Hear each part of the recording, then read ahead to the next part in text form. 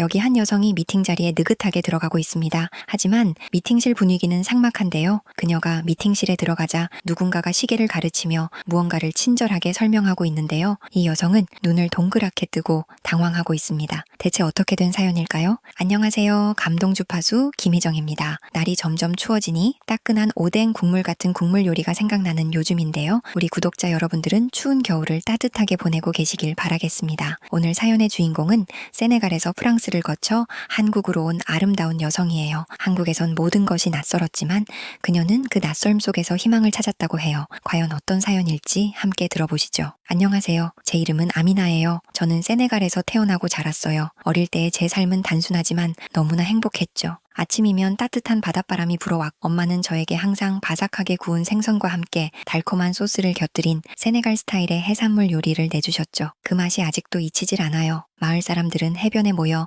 함께 밥을 나눠 먹고 아이들은 파도에 몸을 맡기며 뛰어다녔어요. 저는 친구들과 함께 해변계 작은 모래성을 쌓으며 온종일 놀았던 기억이 나요. 세네갈에선 시간이 천천히 흘렀어요. 사람들은 바쁘게 움직이지 않았고 약속 시간이 3시라면 5시에 와도 아무도 뭐라 하지 않았어요. 그게 우리에겐 당연한 일이었거든요. 사람들은 말했죠. 천천히 가도 돼. 바다는 항상 그 자리에 있으니까. 그 말처럼 모든 것이 평온했어요. 하지만 그 평온함이 오래 가지는 않았어요. 아버지의 한마디로 모든 것이 바뀌었어요. 처음엔 잘 이해가 안 됐어요. 프랑스에 왜 가야 하죠? 라고 물었어요. 아버지는 더 좋은 미래를 위해서야 라고 하셨어요. 당시 저는 17살이었어요. 친구들과 매일 해변에서 뛰어놀던 시간이 그리웠어요. 하지만 부모님은 이미 결정을 내린 상태였죠. 며칠 뒤 집안의 모든 짐이 박스에 담겼고 저는 해변에 있는 친구들에게 마지막 인사를 했어요. 곧 돌아올게 라고 말했지만 사실 그 말이 진심이 아니었다는 걸 잘 알고 있었어요. 프랑스는 너무 멀었고 다시 돌아오긴 어려울 거라는 걸 알았으니까요. 공항에서 비행기에 올라탈 때 나는 어딘가 내 인생이 잘못된 길로 가고 있는 것 같은 기분이 들었어요. 비행기에서 내리자마자 느껴진 건 차가운 공기였어요. 세네갈의 따뜻한 바람과는 달랐죠. 프랑스의 거리는 높고 뾰족한 건물들로 가득했고 사람들은 모두 바쁘게 걸어가고 있었어요. 세네갈의 그 평온함은 온데간데 없이 사라져버렸죠. 새로운 집에 도착했을 때 집이 너무 작아서 깜짝 놀랐어요. 세네갈에선 집 앞에 넓은 마당이 있었는데 여기선 방 하나에 4명이 함께 지내야 했어요. 창문 밖으로 보이는 회색 건물들이 차가운 느낌을 줬어요. 처음으로 프랑스 학교에 갔던 날이 아직도 생생해요. 저는 프랑스어를 할 수 있었지만 세네갈식 억양 때문에 친구들이 자꾸 웃었어요. 제가 봉주르라고 인사하면 친구들이 따라하면서 웃었죠. 에이, 너 발음이 왜 이렇게 촌스럽냐? 세네갈에서는 프랑스어 이렇게 가르쳐? 그때는 아무것도 모른 채 웃어 넘겼지만 시간이 지날수록 그 말들이 제 가슴을 찔렀어요. 나는 외국인이었고 그들은 프랑스인이었죠. 점심시간이 되면 혼자 구석진 자리에 앉아 밥을 먹곤 했어요. 프랑스 학교의 급식 음식은 너무 생소했어요. 이게 뭐지? 치즈 냄새가 왜 이렇게 강하지? 하면서 코를 찡그렸던 기억이 나요. 세네갈에선 신선한 생선과 야채로 만든 따뜻한 음식을 먹었는데 프랑스 급식은 차가운 샐러드와 빵이었죠. 먹고 싶은 마음이 전혀 들지 않았어요. 그렇게 홀로 밥을 먹던 어느 날 누군가 제 앞에 앉았어요. 여기 앉아도 돼? 고개를 들어보니 검은 머리를 가진 작은 소녀가 웃고 있었어요. 나는 지은이라고 해. 혼자 먹고 있네? 오늘부터 나랑 같이 밥 먹자. 처음엔 어색했어요. 그런데 그녀는 세심하게 저에게 말을 걸었고 제가 잘 모르는 프랑스어 단어가 나오면 친절히 알려줬어요. 지은이는 한국에서 온 아이였죠. 아버지의 일 때문에 꽤 오랫동안 프랑스에 나와 생활했다고 말했어요. 나처럼 외로웠던 친구였어요. 그날 이후 우리는 자주 함께 밥을 먹고 학교 끝나면 근처 공원에서 같이 걸었죠. 지은이는 저와 같이 프랑스 사람들과는 생김새도 다르고 원래 언어도 다른 아이였지만 공부를 너무 잘했기 때문인지 아이들이 지은이를 함부로 무시하거나 놀리지 않았어요. 지은이에게 들어보니 자신도 처음에 왔을 때 프랑스 애들이 눈을 찢는 모습을 한다거나 칭챙총이라고 외치며 인종차별적인 발언을 했다고 하더라고요. 처음에는 그게 너무 분하고 짜증나고 어떻게 해야 할지 몰라서 매일 울기만 했다고 했어요. 그리고 프랑스에 있으니 자신이 어디에도 속하지 못한 이방인인 것 같은 기분이 들어서 너무 속상했다고 말했죠. 하지만 지은이의 부모님은 너는 한국에 있던지 프랑스에 있던지 소중한 우리의 딸 지은이라는 건 변화가 없다고 이야기해 주셨다고 했어요. 그러면서 어디에 있던지 변화하지 않는 온전한 너 자신을 스스로 찾아보는 기회로 삼아보자고 지은이를 꼭 안아주셨다고 하셨어요. 그 이후로 지은이는 자신을 괴롭히는 프랑스 아이들에게 참지 않고 한마디씩 해줬다고 말했죠. 네가 조금만 더 자라도 어린 시절에 네가 했던 남을 괴롭히고 모욕을 주는 행동에 대해서 부끄러움을 느끼게 될 거야 라고 대놓고 프랑스 아이에게 말했다고 했어요. 저는 그 말을 들을 때 지은이 정말 대단하다고 느꼈어요. 지은이는 저의 눈을 바라보면서 너도 어디에 있던지 아미나 그 자체야 라고 말해줬습니다. 저는 그 말을 들은 순간 너무나도 큰 위로를 받는 기분이 들었어요. 지은이랑 있으면 이상하게 마음이 편했어요. 그녀는 프랑스 친구들처럼 날 이상하게 보지 않았거든요. 오히려 제 세네갈 억양이 귀엽다고 말해줬어요. 처음으로 누군가 저를 인정해줬던 순간이었어요. 그렇게 지은이와 어울리고 나서부터 프랑스 아이들이 저를 대하는 태도도 달라졌어요. 저에게 촌스럽다고 놀리거나 흑인이라고 놀리거나 무시하는 듯한 발언을 전혀 하지 않았죠. 지은이 외에 다른 친구들도 조금씩 생기기 시작했어요. 그렇게 저는 지은 덕분에 프랑스 생활에 조금씩 적응을 해나갈 수 있었습니다. 다른 친구들이 생긴 이후에도 저는 지은이와 제일 자주 어울렸어요. 지은은 저에게 한국 드라마와 음악을 보여줬어요. 처음엔 자막도 없어서 무슨 말인지 몰랐지만 지은은 옆에서 내용을 하나하나 설명해줬어요. 그때 본 드라마가 바로 괜찮아 사랑이야 였죠. 그 드라마를 보면서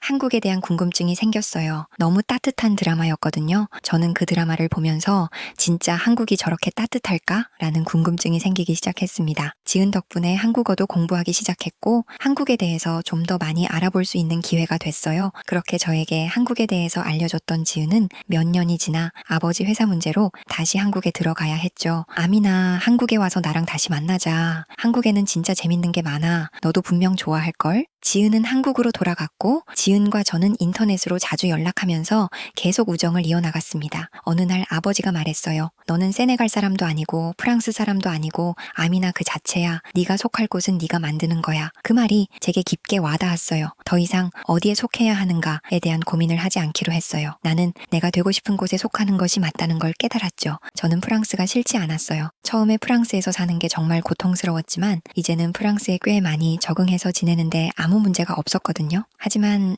아버지의 말을 듣는 그 순간 제 머릿속에는 한국이라는 단어가 떠올랐어요. 지은의 이야기와 한국 드라마에서 봤던 그 모습들이 떠올랐어요. 내가 내 소속을 찾을 수 있는 곳은 한국일지도 몰라. 이 결심을 한순간부터 모든 것이 바뀌었어요. 세네갈도 아니고 프랑스도 아니고 새로운 나라에서 새로운 시작을 해보고 싶다는 생각을 했죠. 네, 그게 바로 한국이었어요.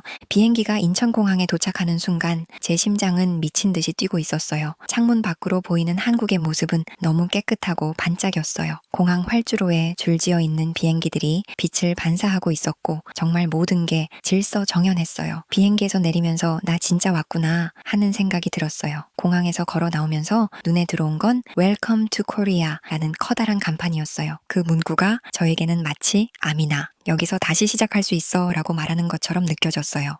입국 심사대에 섰을 때는 살짝 긴장했어요. 프랑스 공항에서는 여권 심사를 받을 때 심사관이 한참 동안 저를 쳐다보며 여러 가지를 물어보곤 했거든요. 하지만 인천공항에서는 달랐어요. 입국 심사할 때 다른 외국인들이 바코드 스캐너에 여권을 올려놓으니 삐빅 소리와 함께 문이 자동으로 열렸어요. 그 줄에 서 있는 다른 사람에게 물어보자 한국의 장기 체류 외국인들은 등록만 하면 자동 출입국 심사를 할 수 있다고 말하는 게 아니겠어요? 저는 깜짝 놀랐어요. 보통 그런 시스템은 내국민한테만 적용해 주는데 외국인들도 이용할 수 있다는 게 너무 놀라웠거든요. 저처럼 사람에게 직접 출입국 심사를 받는 줄도 굉장히 빠르게 줄어들었어요. 이게 한국의 빨리빨리 문화인 건가 하는 생각에 깜짝 놀랐습니다. 프랑스에서는 입국 심사에 1시간 넘게 줄을 서야 했었는데 여긴 단 30분도 안 걸렸어요. 이때부터 한국에 대해 이 나라는 뭔가 다르다고 직접 체감할 수 있었습니다. 공항에서 공항철도를 타고 서울로 들어가는 길에 창밖의 풍경을 바라보며 말이 나오지 않았어요. 도시가 커다란 디지털 스크린처럼 느껴졌어요. 고층 빌딩들마다 거대한 광고 화면이 돌아가고 있었고 하늘색 한강이 길게 이어졌죠. 진짜 영화화 같네. 특히 밤이 되니까 서울의 야경이 환하게 빛났어요. 세네갈의 밤하늘은 깜깜해서 별이 많이 보였지만 여긴 별 대신 불빛들이 도시를 수놓고 있었어요. 한국에 온 첫날 밤 지은이 저를 데리러 나왔어요. 아미나 드디어 왔네. 배고프지? 내가 맛있는 거 사줄게. 지은이 데려간 곳은 작은 식당이었어요. 문을 열자마자 고소하고 매운 냄새가 확 풍겨왔어요. 이건 김치찌개야. 꼭 먹어봐야 해. 지은이 제 앞에 빨간 국물에 김치찌개를 내놓았어요. 국물 속에 고기랑 두부, 야채가 가득 들어 있었어요. 솔직히 매운 음식을 잘 못 먹는 편이라 걱정했어요. 그래도 용기를 내서 국물 한 숟갈을 떠먹었죠. 와, 이거 맛있는데. 처음엔 매웠지만 그 매운맛 뒤에 깊은 감칠맛이 있었어요. 눈이 번쩍 뜨이는 맛이었죠. 지은은 저를 보며 웃었어요. 이제 너도 김치찌개 팬이네. 그날 저는 밥그릇을 2그릇이나 비웠어요. 며칠 후 저는 서울의 마케팅 회사에 첫 출근을 하게 되었어요. 사실 회사 면접을 봤을 때는 떨려서 제대로 말도 못했는데 해외 SNS 마케팅 쪽으로 확장을 하려고 하던 회사였기 때문에 운이 좋게 합격할 수 있었던 것 같아요. 당신의 강점은 뭔가요? 저는 세네갈 출신이지만 프랑스에서 자랐고 프랑스에서 만난 제 절친한 한국 친구 덕분에 한국 문화에 대해서 잘 알고 있습니다. 다양한 문화를 접하며 자라왔기 때문에 다른 문화에 대한 이해도가 높습니다. 너무 긴장해서 제대로 답변도 하지 못했는데 면접관이 미소를 지었어요. 그게 긍정적인 신호였는지 저는 운 좋게 합격 통보를 받았어요. 첫 출근 날 회사의 분위기에 놀랐어요. 직원들이 서로 인사할 때 안녕하세요 라고 밝게 외쳤고 회의 때는 모두의 의견을 들으려고 했어요. 한국은 수직적인 조직 문화로 유명하다고 들었는데 여긴 서로 의견을 교환했어요. 회사 생활을 시작하면서 조금 당황했던 부분이 있어요. 첫 번째는 한국과 프랑스 세네갈의 시간 개념이 좀 달라서 생긴 에피소드예요. 미팅 시간이 잡혀 있었는데 저는 정시에 맞춰서 미팅룸에 들어갔는데 저 빼고 모두가 도착해 있는 거예요. 팀장님이 웃으시면서 시계를 가르치며 보통 한국에서는 미팅 시간 5분에서 10분 전에 도착해 있는 게 보통이라고 말씀하시더라고요. 저는 정말 놀랐습니다. 세네갈은 아프리카 시간이라고 해서 30분 정도 늦는 건 예사고 프랑스 역시 외에서 10분 정도 늦는 건 당연하게 생각하거든요. 근데 한국은 오히려 일찍 와서 기다려야 한다니 처음에는 잘 이해가 안 갔는데 생각해보니 이것도 나와 다른 사람의 시간을 소중하게 여기니 할 수 있는 배려가 아닐까 하는 생각을 했어요. 그리고 발전이 된 나라일수록 시간을 돈처럼 소중하게 여기잖아요. 그런 이유로 이렇게 다른 사람과의 시간 약속을 굉장히 중요시 여기는 게 아닐까 하고 생각했습니다. 그런데 한 가지 힘든 게 있었어요. 바로 빨리빨리 문화였죠. 프랑스에서는 일이 늦어지면 내일 하면 돼 라는 말이 자주 나왔어요. 하지만 한국에서는 모든 게 오늘 끝나야 했어요. 심지어 프랑스 사람들은 일이 다 마무리되지 않아도 퇴근 시간이 되면 칼같이 퇴근을 하는 경우가 90% 이상이거든요. 그게 우리의 권리라고 생각하니까 말이죠.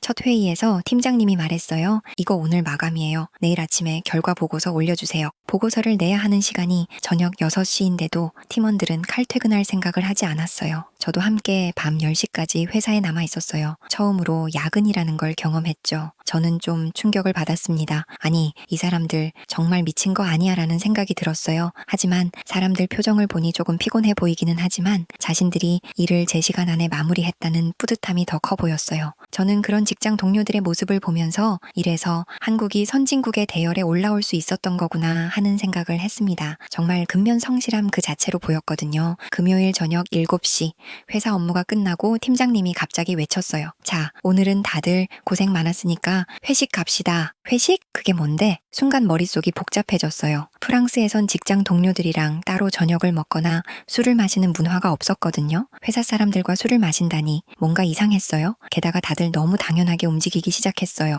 아무도 거절하지 않았어요. 처음엔 같이 가야 하나 고민했지만 신입사원으로서 혼자 남아있기도 애매했죠. 게다가 가면 더 빨리 친해질 수 있다는 지은의 말이 떠올라서 그냥 따라가기로 했어요. 회식 장소는 회사 근처의 작은 고깃집이었어요. 고소한 고기 냄새가 가게 밖으로 새어나오고 있었죠. 입구에 들어가자마자 김이 모락모락 나는 불판과 고기 굽는 소리가 가게를 가득 채우고 있었어요. 처음엔 어색했어요. 자리에 앉으니 팀장님이 물어보셨죠. 아미나, 술 마실 줄 알아요? 솔직히 전 술을 마셔본 적이 없었어요. 세네갈에서는 술을 마시는 문화가 거의 없고 프랑스에서는 와인 정도 마셔본 게 전부였거든요. 저는 조심스럽게 대답했어요.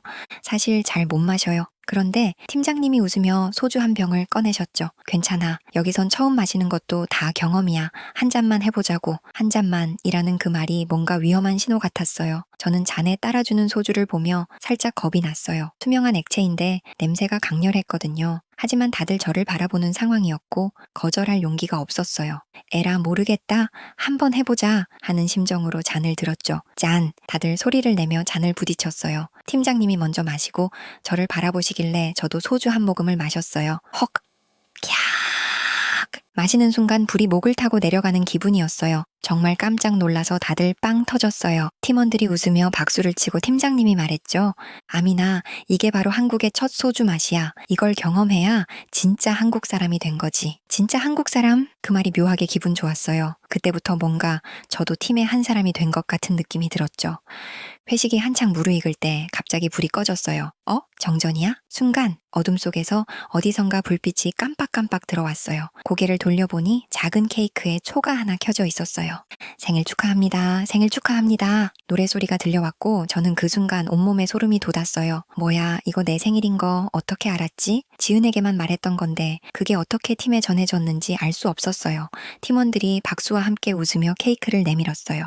아미나, 오늘 너의 생일이지? 우리 팀의 첫 회식 날이기도 하고 겸사겸사 다 함께 축하하자. 그 말을 듣는 순간 눈시울이 뜨거워졌어요. 나의 생일을 기억해주는 사람들이 있다니. 프랑스에서도 세네갈에서도 이런 경험은 없었어요. 세네갈에서는 가족끼리 작은 파티를 열었고 프랑스에서는 직장 동료들이 생일을 챙기는 일은 거의 없고 개인적인 일로 여겼죠. 보통 연인과 생일을 함께 보내는 일이 많았어요. 하지만 한국에서는 직장 동료들이 내 생일을 챙겨주는 거예요. 나도 같이 일하고 있는 사람인가? 그동안 외국인으로서 느꼈던 외로움과 소속감의 갈등이 그날만큼은 사라졌어요. 나도 이 팀의 일부가 된 것 같았거든요. 팀원들이 건넨 케이크 한 조각이 그렇게 따뜻하게 느껴질 줄 몰랐어요. 지은이 저한테 말했었어요. 한국 사람들은 정이라는 게 있어. 정이 뭐냐고 물어보면 설명할 순 없지만 느끼는 거야. 그땐 무슨 말인지 몰랐어요. 프랑스에선 사람들 사이에 거리감이 있고 세네갈에선 가족 중심의 문화가 강하니까요.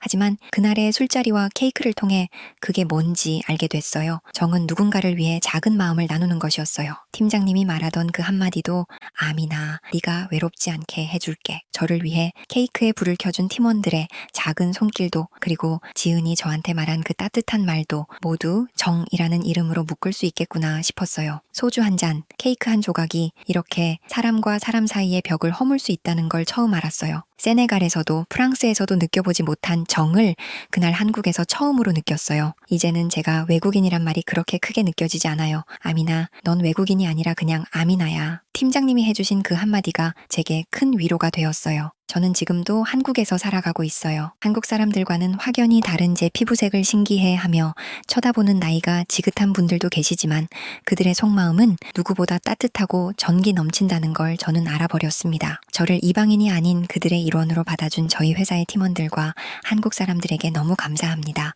라고 사연 보내주셨습니다. 오늘의 사연은 프랑스에서 지내다 한국으로 정착한 세네갈인 아미나 씨의 사연이었는데요. 저 역시 한국 사람들의 정에 감동한 사연이었습니다.